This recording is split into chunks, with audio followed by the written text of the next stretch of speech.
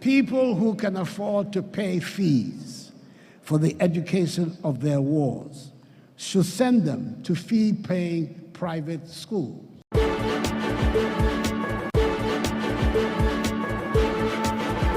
Welcome to News Bite on Ghana Talks Radio. My name is Deborah Addo. Upcoming are some trending news stories in the world of current affairs and politics. NPP Walewale Primary nullified after ballot snatching incident. Send your wards to private schools if you can afford, Akufo Addo. People of Nzima demand 35% equity in government-intended petroleum hub, Martin Fifi Melson. The new Patriotic Party NPP parliamentary primary in the Walewale constituency has been nullified due to a ballot snatching incident. The Electoral Commission (EC) declared the election null and void after an individual identified as Kamara Bawa snatched ballot papers during sorting, destroying some of them. The police intervened, detaining Bawa and reinforcing security in the area. The NPP must now decide on the next steps to schedule a new election before the nomination deadline. This incident follows a previous court-ordered rerun due to irregularities in the initial primary.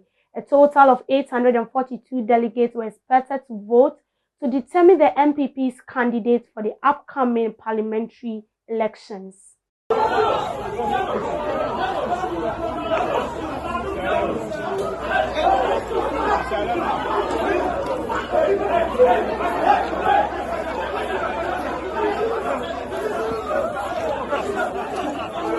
Imminent defeat has decided to disrupt the process. We know the person. I have raised issue this morning. You remember the confusion, the chaotic situation that visited the accreditation. The same person. So if someone tells me he doesn't know that person, I'm afraid. If you tell me you don't know this person, he's been arrested. The former constituency chairman for Yagaba Kubori. His name? Akamara Bawa. You tell me you don't know him, you don't know someone who has been on campaign platform campaigning for the MP. Such a person has abused the processes, disrupted these processes. I just hope the police will be able to take its course. The ballot, I'm told, is secured.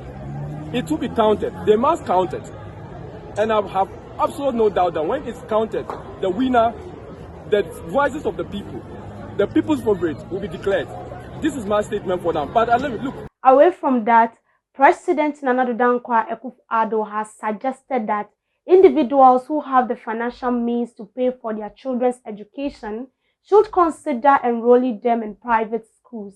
This statement implies that those who can afford it should take advantage of private education options, potentially alleviating some of the pressure on the public education. And in so saying, let me express before I sit down my difference with the president of the bar on one critical issue. People who can afford to pay fees for the education of their wards should send them to fee-paying private schools. Public schools, that is schools funded by the taxpayer, should be free to all who would otherwise be unable to pay for their education. That is why the numbers of pupils who have access to secondary education has doubled since the introduction of the free senior high school policy.